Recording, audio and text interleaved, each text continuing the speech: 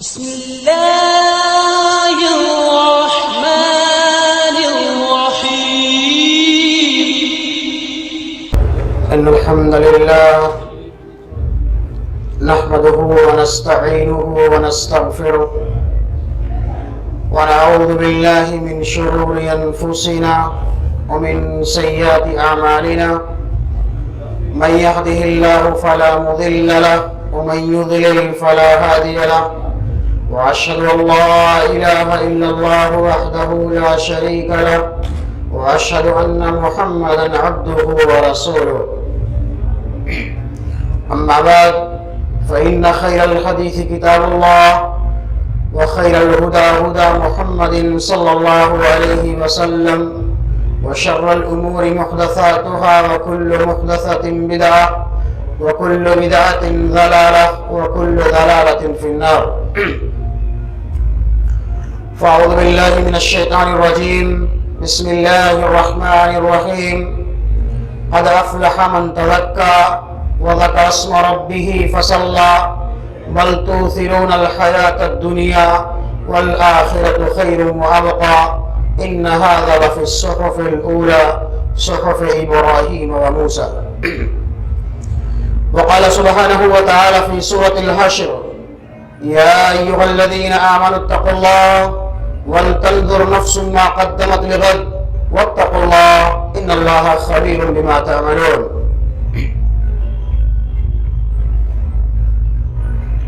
معزز علماء کرام،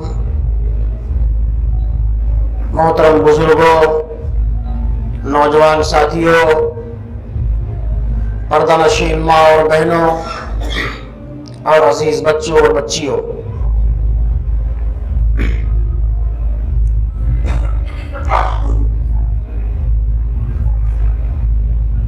میرا موضوع خطابت ہے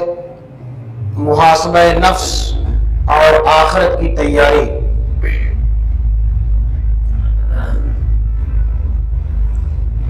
مجھ سے قبل آپ نے دو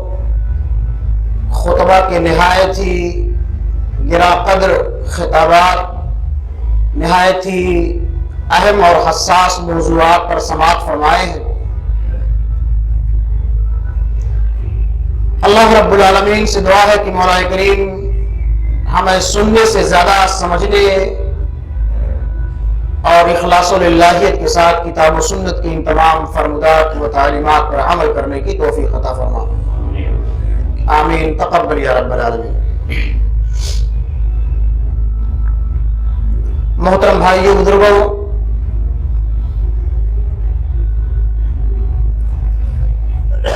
ہم اور آپ جانتے ہیں کہ یہ دنیا دار العمل ہے، یہ دنیا فانی ہے، اس دنیا کو ایک نہ ایک دن فنا کے گھاٹ اترنا ہے۔ اس دنیا کے ساتھ ساتھ اس دنیا کے اندر جو کچھ موجود ہے سب کو ختم ہونا ہے، چاہے وہ انسانوں کی شکل میں ہو، جانوروں کی شکل میں ہو، جناتوں کی شکل میں ہو، چرند اور پرند کی شکل میں ہو۔ غرض ہے کہ دنیا کی تمام چیزوں کو ایک نہ ایک دن ختم ہونا ہے۔ اللہ رب العالمین کا فرمان اس بات پر دال ہے کہ کل من علیہا فان وَيَبْقَى وَجْهُ رَبِّكَ ذُو الْجَلَالِ وَالْإِكْرَامِ فَبِأَيِّ آلَاءِ رَبِّكُمَا تُكَذِّبَانِ۔ کہ دنیا کے اندر جو کچھ بھی ہے اللہ کی ذات کے علاوہ ہر ایک کو فنا ہونا ہے، ختم ہونا ہے۔ اے انسانوں اور جناتوں کی جماعت، تم اللہ کی کن کن نعمتوں کی تکذیب کرو گے، کن کن نعمتوں کو جھٹلاؤ گے۔ اللہ نے ہم پر اور آپ پر جو انعامات اور احسانات کیے ہیں، ہم اللہ کی کن کن نعمتوں کی تکذیب کریں گے؟ اور دوسری جگہ اللہ فرماتا ہے کہ کل شیء ہالک الا وجہہ، کہ اللہ کی ذات کے علاوہ ہر چیز کو ہلاک و برباد ہونا ہے۔ میرے بھائیو بزرگوں، میری ماں اور بہنوں، اللہ نے ہم کو اور آپ کو اس دنیا کے اندر ایک خاص مقصد کے لیے پیدا کیا ہے۔ وہ بنیادی مقصد یہ ہے کہ وَمَا خَلَقْتُ الْجِنَّ وَالْإِنسَ إِلَّا لِيَعْبُدُونِ، ہماری اس دنیا کے اندر بھیجے جانے کا سب سے بڑا مقصد یہ ہے کہ ہم اللہ کی عبادت کریں۔ اللہ نے جن کاموں کے کرنے کا ہمیں حکم دیا ہے ان تمام تعلیمات اور احکامات کو بلا کسی کمی اور زیادتی کے کتاب و سنت کے وہ تمام فرمودات پر عمل کریں۔ اللہ نے فرمایا الذی خلق الموت والحیات لیبلوکم ایکم احسن عملا، اللہ نے ہم کو اس دنیا کے اندر اس لیے پیدا کیا ہے تاکہ وہ ہمارا امتحان لے، ہم کو آزمائے کہ ہم میں سے کون بندہ ایسا ہے جو اللہ کے بتائے ہوئے تعلیمات پر عمل کرتا ہے۔ اگر اللہ نے ہم کو نماز پڑھنے کا حکم دیا ہے، روزہ رکھنے کی تعلیم دی ہے، اپنے دیے ہوئے مال کو اپنے راہ میں خرچ کرنے کی تعلیم دی ہے، اگر ہم صاحب استطاعت ہیں تو اللہ نے ہم پر زکوٰۃ اور حج کو لازم اور ضروری قرار دیا ہے، تو کیا ہم اللہ رب العالمین کے ان تمام احکامات کی پاسداری کر رہے ہیں یا نہیں کر رہے ہیں؟ اللہ نے ہم کو والدین جیسی عظیم نعمت سے نوازا ہے، یا اولاد جیسی عظیم نعمت سے نوازا ہے، مال جیسی عظیم نعمت سے اللہ نے ہم کو اور آپ کو نوازا ہے، تو کیا ہم اپنی اولاد کی صحیح تربیت کر رہے ہیں یا نہیں کر رہے ہیں؟ اپنے والدین کے ساتھ حسن سلوک اور اچھا معاملہ اور برتاؤ کر رہے ہیں کہ نہیں کر رہے ہیں؟ ہم اپنے مال کا صحیح استعمال کر رہے ہیں یا نہیں کر رہے ہیں؟ یہ اللہ رب العالمین کا بنیادی مقصد ہے۔ اللہ نے ہم کو اس دنیا کے اندر پیدا کرنے کے بعد ہم کو اور آپ کو یوں ہی بے لگام نہیں چھوڑ دیا کہ ہم اپنی نفسانی خواہشات کی اتباع اور پیروی کرتے ہوئے شیطان لعین کے بتائے ہوئے راستے پر عمل کرتے رہے۔ اللہ نے ہمارے لیے ایک نظام متعین کیا ہے، ایک دستور متعین کیا ہے قرآن کی شکل میں۔ اللہ نے ہماری رشد و ہدایت کی خاطر اس دنیا کے اندر بے شمار انبیاء کرام علیہ السلام کو بھیجا ہے، خاص طور پر ہمارے آخری نبی جناب محمد رسول اللہ صلی اللہ علیہ وسلم کو بھیجا تاکہ ہم انسان، ہم گنہگار جو شرک و بدعات کی ان عمیق گہرائیوں میں ڈوبے ہوئے تھے، جن کو نہ تو اللہ کی وحدانیت قائم تھا نہ اللہ کی ربوبیت قائم تھا، اور وہ ظالم قوم جو اپنی بیٹیوں کو زندہ زمین کے اندر دفن کر دیا کرتے تھے، ایسی ناہنجار قوم کے پاس، ایسے ظالموں کے پاس اللہ رب العالمین نے اپنا نبی اس مقصد کی خاطر بھیجا کہ اے محمد صلی اللہ علیہ وسلم، آپ جا کر کے دنیا والوں کو سمجھائیے، انہیں اسلام کے اور ایمان کی تعلیمات سے روشناس کرائیے، تاکہ یہ لوگ بتوں کی عبادت کو چھوڑ کر کے، درختوں کی عبادت کو چھوڑ کر کے، سورج اور چاند کی پرستش سے کنارہ کشی اختیار کرتے ہوئے اسے ایک اللہ کی عبادت کریں جو اللہ ہم سب کا خالق بھی ہے،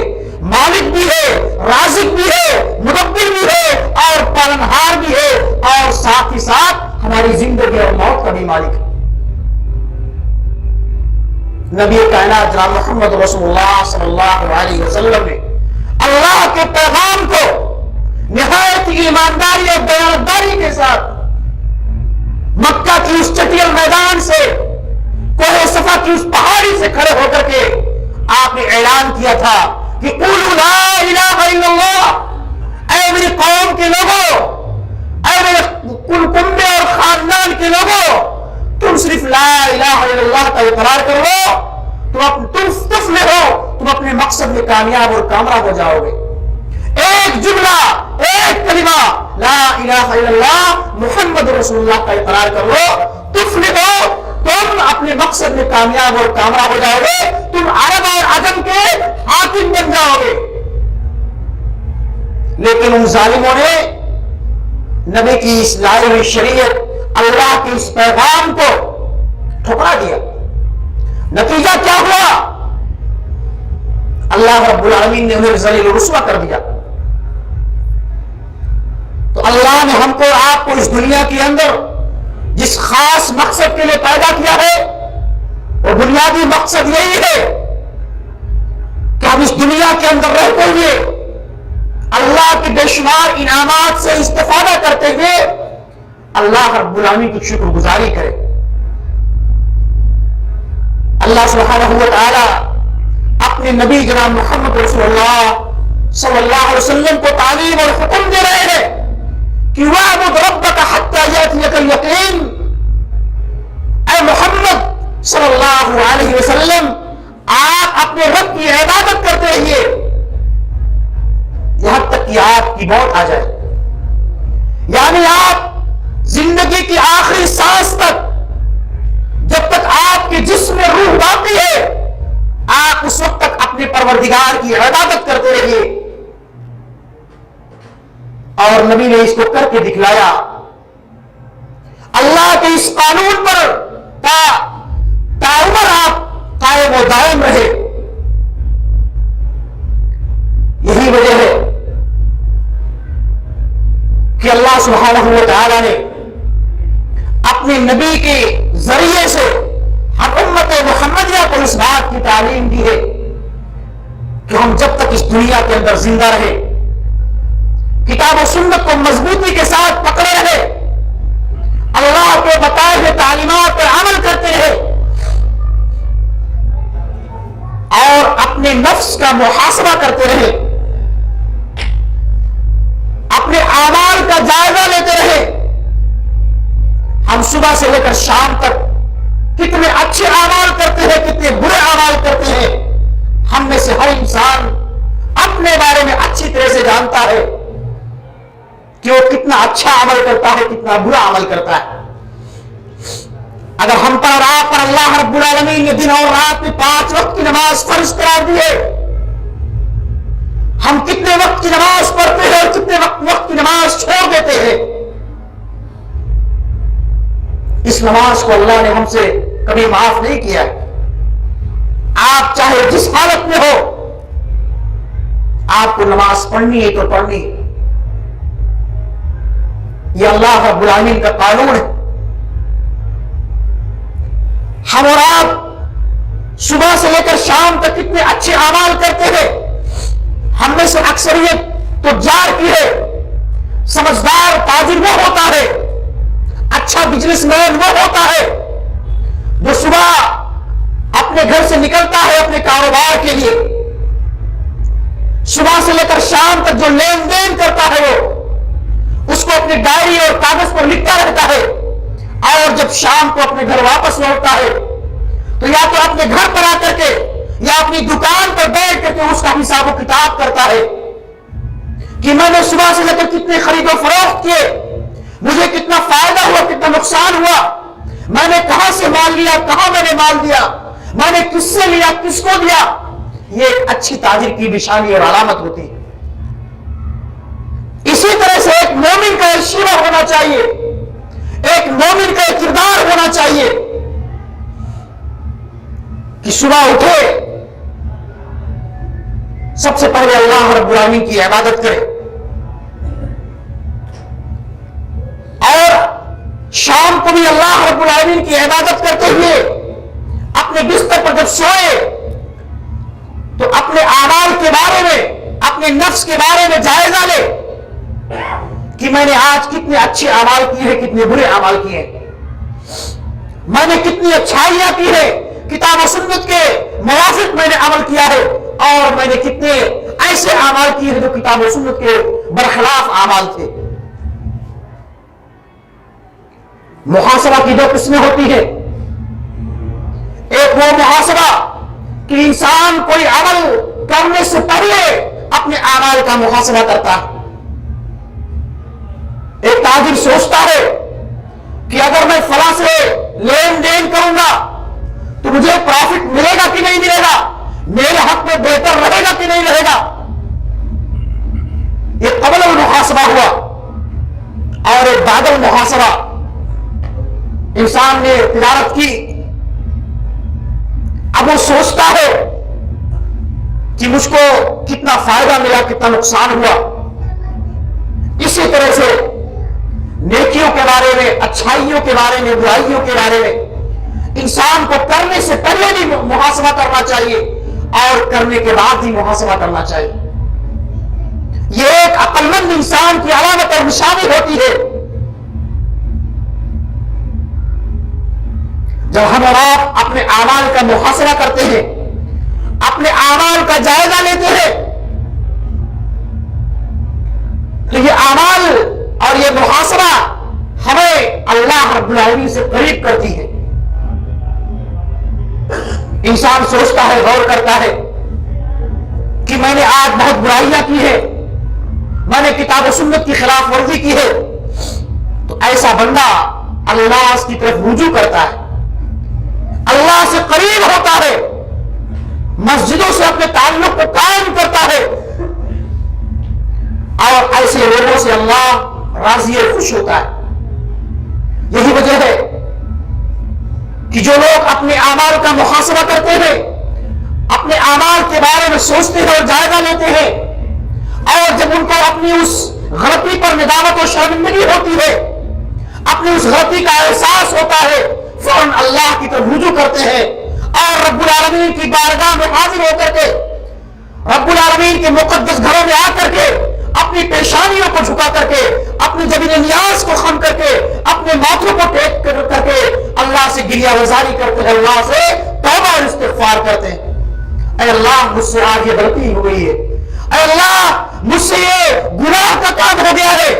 اے اللہ مجھ سے جان بوجھ کر کے یا انجانے میں یہ خطا ہو گئی ہے، اے اللہ تو غفور رحیم ہے، تو ارحم الراحمین ہے، اے اللہ تیرا فرمان ہے کہ تم مجھ سے توبہ کرو، استغفار کرو، میں تمہاری خطاؤں کو معاف کر دوں گا۔ اللہ ایسے بندوں سے راضی اور خوش ہوتا ہے۔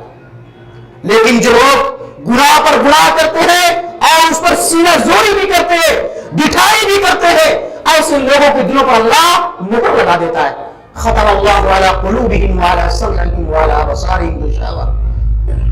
ایسے ظالموں کے دلوں پر اللہ مہر لگا دیتا ہے۔ اور اللہ کے حبیب فرماتے ہیں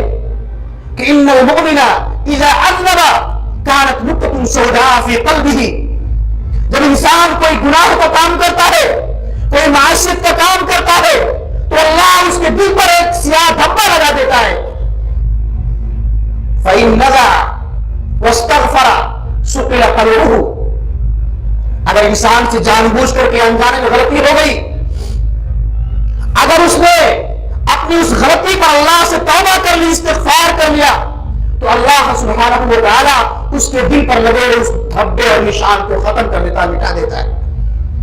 لیکن اگر انسان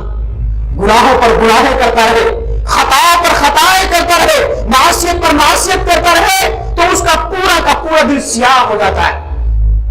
اسی کو اللہ سبحانہ و تعالیٰ فرماتے ہیں فَذَلِكَ الرَّجِيمُ الَّذِي ذَكَرَ اللَّهُ سبحانہ و تعالیٰ كَلَّا بَلْ رَانَ عَلَىٰ قُلُوبِهِمْ مَا كَانُوا يَكْسِبُونَ، کہ ان کے گناہوں کی وجہ سے، ان کی خطاؤں کی وجہ سے ان کا دل زنگ آلود ہو چکا ہے۔ اب ان کے دلوں پر کوئی اچھی بات اثر انداز نہیں ہوتی ہے، وہ کوئی بھلی بات، کتاب و سنت کی بات ایک کان سے سنتے ہیں اور دوسرے کان سے نکال دیتے ہیں۔ لیکن جو لوگ مومن ہوتے ہیں، دیندار ہوتے ہیں، تقوی شعار اور متقی پرہیزگار ہوتے ہیں، اگر ان سے کوئی غلطی ہو جاتی ہے فوراً اللہ کی طرف رجوع کرتے ہیں، اے اللہ مجھ سے غلطی ہو گئی ہے، گناہ کا کام ہو گیا، اللہ تو میری اس غلطی کو معاف کر دے۔ اللہ فرماتا ہے یا ایھا الذین آمنوا توبوا الی اللہ توبۃ نصوحا، اے میرے بندو، اے مومنو، تم اللہ سے خالص توبہ کرو،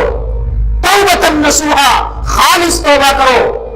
عسى ربکم ان یکفر عنکم سیئاتکم، جب تم اللہ سے خالص توبہ کرو گے تو امید ہے، قریب ہے کہ اللہ تمہاری خطاؤں کو معاف کر دے۔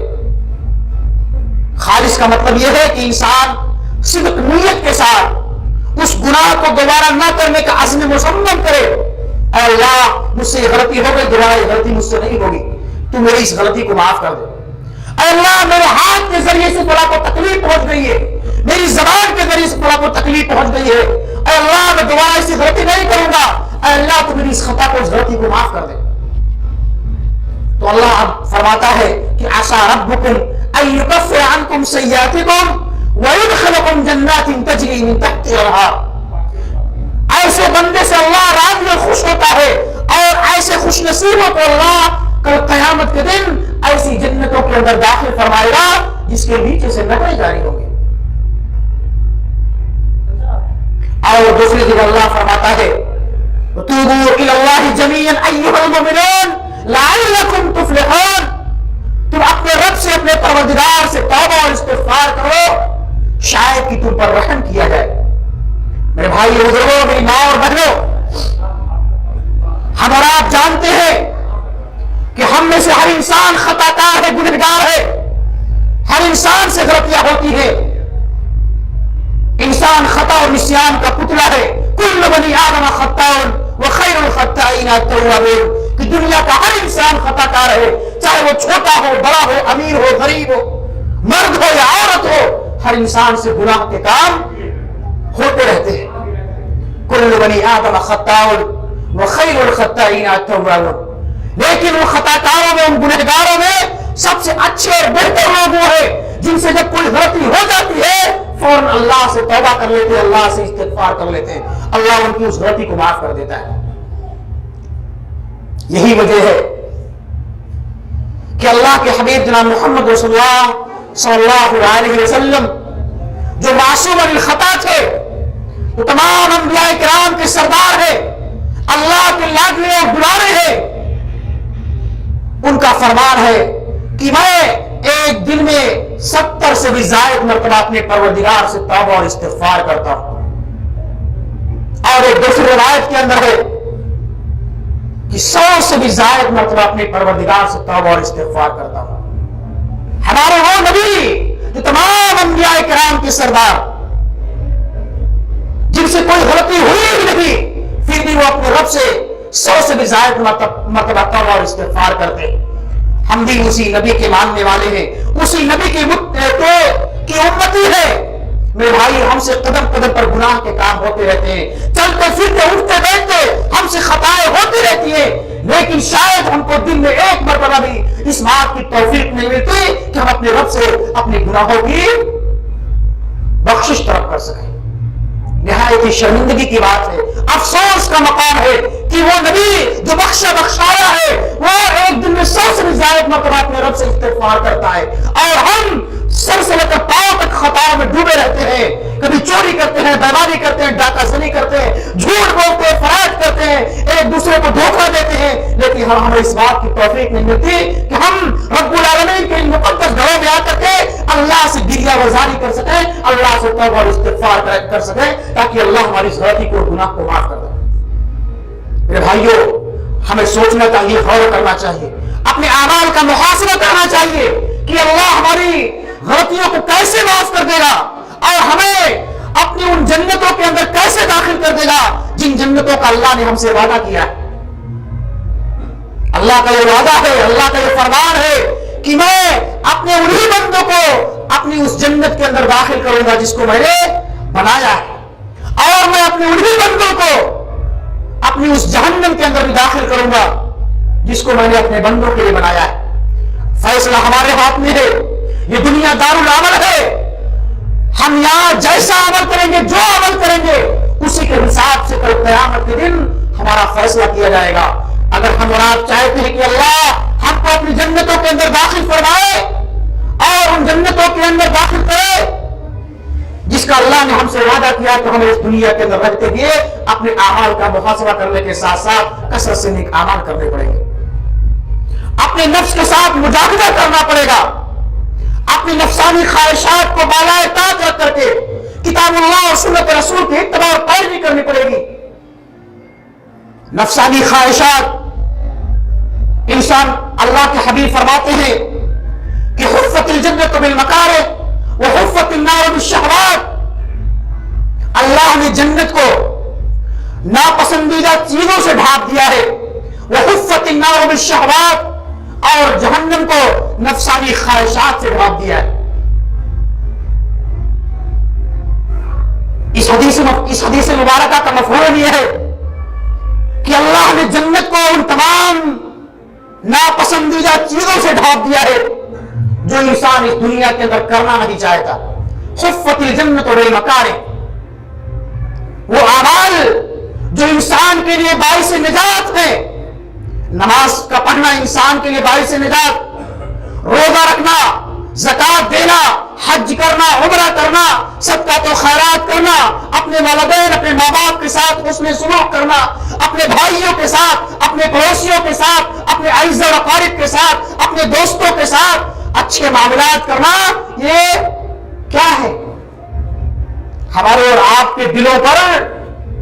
بار لگتا ہے، گرا گزرتا ہے کہ کوئی انسان اپنے ماں باپ کو ایک گلاس پانی دے،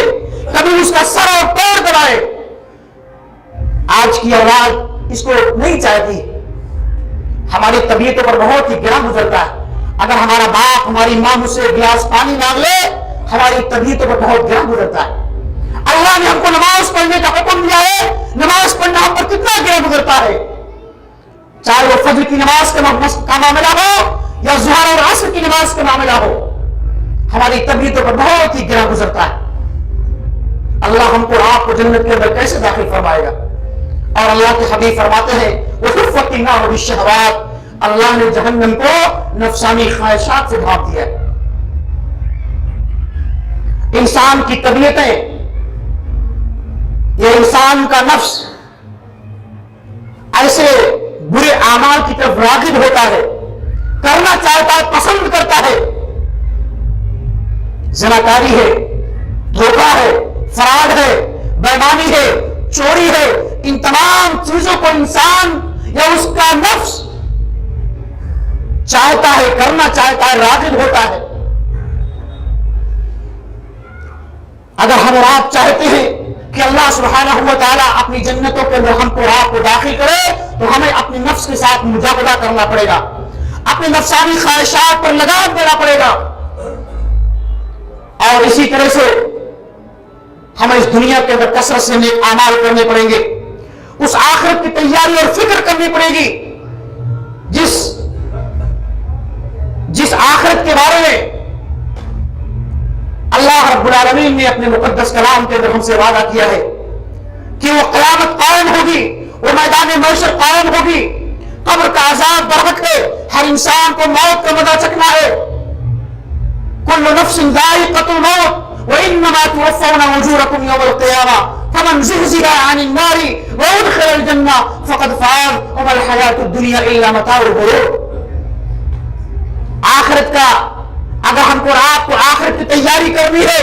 تو مرنے کے بعد نہیں بلکہ اسی دنیا کے اندر کرنی ہے، اس لیے کہ یہ دنیا دارالعمل ہے۔ ہم جو کچھ یہاں بوئیں گے وہی کل قیامت کے دن کاٹیں گے۔ اللہ فرماتا ہے کہ تم میں سے ہر ایک کو موت کا مزہ چکھنا ہے، وَإِنَّمَا تُوَفَّوْنَ أُجُورَكُمْ يَوْمَ الْقِيَامَةِ، اور تم جو کچھ بھی اعمال اس دنیا کے اندر کرو گے اس کا پورا بدلہ کل قیامت کے دن تمہیں دیا جائے گا۔ فَمَنْ زُحْزِحَ عَنِ النَّارِ وَأُدْخِلَ الْجَنَّةَ، جس کو کل قیامت کے دن جہنم کی اس دائمی نیات سے بچا لیا گیا اور جنت کے اندر داخل کر دیا گیا، فقد فاز، ایسا انسان اپنے مقصد میں کامیاب اور کامرا ہے۔ وما الحیات الدنیا الا متاع الغرور، اے لوگوں، اے انسانوں، یہ دنیا کی زندگی بس کھیل اور تماشے کی جگہ ہے۔ یہ دنیا، اس کی تمام رنگینیاں، تمام دل فریبیاں، تمام آسائشیں، یہ محض دھوکے کا سامان ہے۔ یہ شیطان لعین جو انسان کا کھلا ہوا دشمن ہے، ان الشیطان لکم عدو فاتخذوه عدوا، یہ شیطان تمہارا کھلا ہوا دشمن ہے، تم اس کو اپنا دشمن سمجھتے ہوئے اس کے مکر و فریب سے، اس کے ہیلے اور بہانے سے، اس کی چال بازیوں سے تم اپنے آپ کو بچائے رکھو۔ مرنے کے بعد ایک انسان کو قبر کے اندر داخل کیا جاتا ہے، میت کے ساتھ انسان کی تین چیزیں جاتی ہے، یتبع المیت ثلاثۃ اہلہ وعملہ ومالہ، جب مردے کے ساتھ تین چیزیں جاتی ہیں، اس کے اعمال جاتے ہیں، اس کے اہل ویال جاتے ہیں اور اس کا مال جاتا ہے۔ دو چیزیں میت کو دفن کرنے کے بعد واپس آ جاتی ہیں، اس کے گھر والے، اس کے اہل ویال اور اس کا تھوڑا سا مال جو چارپائی وغیرہ کی شکل میں جاتا ہے وہ واپس آ جاتا ہے۔ ایک چیز اس کے ساتھ ہمیشہ باقی ہوتی ہے، وہ چیز کیا ہے؟ ہمارے اور آپ کے اعمال ہیں، وہ اعمال جس کو ہم نے اور آپ نے اس دنیا کے اندر کیے۔ اگر ہمارے اعمال اچھے ہیں، اگر ہم پر نیکیاں غالب ہیں، تو یقیناً قبر کی اس وحشت ناکی اور دہشت ناکی سے اللہ ہم کو اور آپ کو معمور اور محفوظ رکھیں گے۔ ہمارے قبر کے اندر ہمارے لیے جنت کی کیاریوں کو کھول دیا جائے گا، ہمارے لیے جنت کے بستر بچھا دیے جائیں گے۔ اگر ہم نے اس دنیا کے اندر کثرت سے نیک اعمال کیے ہوں گے تو ہم فرشتوں کو ان سوالوں کا صحیح جواب دے سکیں گے کہ من رب کا، تیرا رب کون ہے؟ ربی اللہ، میرا رب اللہ ہے۔ ما دینوں کا، تیرا دین کیا ہے؟ دین الاسلام ہے، دین اسلام ہے۔ من نبیوں کا، ہمارے نبی کون ہے؟ نبی محمد رسول اللہ، ہمارے نبی محمد رسول اللہ۔ لیکن اگر ہم نے اس دنیا کے اندر کثرت سے گناہ کے کام کیے ہوں گے تو ہم فرشتوں کے ان سوالوں کا صحیح جواب نہیں دے سکیں گے۔ اللہ کے حبیب فرماتے ہیں کہ یہ قبر جو ہے آخرت کی منزلوں میں سے پہلی منزل ہے، جو انسان اس قبر کی ہولناکیوں سے بچ گیا وہ اور باقی منزلوں میں وہ کامیاب اور کامرا ہو جائے گا۔ ایک مرتبہ اللہ کے رسول حضرت براء بن عازب رضی اللہ عنہ کی مشہور حدیث ہے کہ اللہ کی فرماتے ہیں کنا مع رسول اللہ صلی اللہ علیہ وسلم، ہم لوگ اللہ کے رسول کے ساتھ ایک جنازے میں شریک ہوئے، آپ ایک قبر کے پاس بیٹھ گئے، بیٹھ کر کے آپ رونے لگے، یہاں تک کہ آپ کی داڑھی مبارک آنسو سے بھیگ گئی اور وہ مٹی اور زمین بھی بھیگ گئی۔ فبکا، آپ رونے لگے، وہ مٹی بھیگ گئی۔ اس کے بعد آپ نے کہا یا اخوانی لمثل هذا فاعدوا، اے میرے ساتھیوں، میرے صحابہ، تم اس قبر کی تیاری کرو اس دنیا کے اندر، اس لیے کہ اس قبر کے عذاب کو تمہارے لیے صرف وہی چیز بچانے والی ہے جو تم اس دنیا کے اندر نیک اعمال اور برے اعمال کرو گے۔ اگر ہم اور آپ چاہتے ہیں کہ اللہ ہم کو قبر کے عذاب سے معمور اور محفوظ رکھے تو ہمیں اس دنیا کے اندر کثرت سے نیک اعمال کرنے پڑیں گے۔ اسی طرح سے اگر ہم اور آپ چاہتے ہیں کہ اللہ ہمارے نام اعمال کو ہمارے داہنے پاؤں میں کل قیامت کے دن دے تو ہمیں اس دنیا کے اندر نیک اعمال کرنے پڑیں گے۔ اور اگر ہم اور آپ چاہتے ہیں کہ اللہ ہمارے نیک اعمال کو، ہمارے اعمال کو ہمارے برے ہاتھ میں دے تو آپ اپنے نفسانی خواہشات کی اتباع کیجیے، شیطان لعین کے بتائے ہوئے طریقے پر عمل کیجیے۔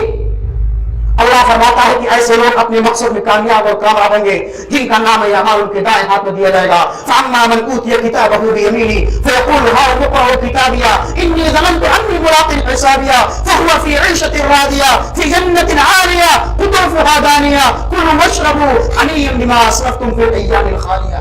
جاؤ تم جنت کے اندر جاؤ، عیش و عشرت کی زندگی گزارو۔ کیوں؟ اس لیے کہ تم نے دنیا کے اندر بہت سارے اچھے اعمال کیے تھے، یہ تمہارے دنیا کے اندر کیے گئے اعمال کا بہترین بدلہ آج تمہیں جنت کی شکل میں دیا جا رہا ہے۔ اور اگر ہم نے اور آپ نے اس دنیا کے اندر کثرت سے گناہ کے کام کیے کریں گے تو اللہ فرماتا ہے اما من اوتی کتابه بشماله فیقول یا لیتنی لم اوت کتابیہ ولم ادر ما حسابیہ یا لیتها كانت القاضیہ ما اغنى عني مالیہ هلك عني سلطانیہ خذوه فغلوه ثم الجحیم صلوه ثم في سلسلة ذرعها 70 ذراعا فاسلكوه۔ اللہ فرماتے ہیں کہ ایسے ظالموں کو، ایسے گنہگاروں کو اللہ حکم دے، اللہ فرشتوں کو حکم دے گا کہ ان ظالموں کو 70 گز کی زنجیر کے اندر جکڑ لو، باندھ لو اور گھسیٹتے ہوئے جہنم کی طرف تلیا کے اندر چھوڑ دو۔ میرے بھائیو، یہ دنیا فانی ہے اور آخرت ہمیشہ رہنے والی ہے۔ اس دنیا کے اندر جیسا فصل ہم بولیں گے، جو کچھ نیک اعمال اور برے اعمال کریں گے اسی کے حساب سے ہم اور ہمارا اور آپ کا حساب و کتاب ہونے والا ہے۔ اگر ہم اور آپ چاہتے کہ اللہ ہمیں اپنی جنتوں کے اندر داخل فرمائے تو ہمیں اس دنیا کے اندر کتاب و سنت کی تعلیمات پر عمل کرنا ہوگا، کثرت سے نیک اعمال کرنے پڑیں گے۔ اللہ رب العالمین سے دعا ہے کہ مولا کریم تو ہمیں قبر کی ہولناکیوں سے معمور و محفوظ فرما، اللہ قیامت کی ہولناکیوں سے معمور و محفوظ فرما، اللہ جب تک ہمیں اس دنیا کے اندر زندہ رکھ، ایمان اور اسلام پر زندہ رکھ۔ اے اللہ ہم تیرے خطاکار تیرے گنہگار بندے ہیں، اے اللہ تو ہمیں کثرت سے اس دنیا کے اندر نیک اعمال کرنے کی توفیق عطا فرما، اور ہمارا خاتمہ ہو تو خاتمہ بالخیر ہو، ایمان اور اسلام پر ہو، آمین۔ وما توفیق الا باللہ، والسلام علیکم ورحمۃ اللہ وبرکاتہ۔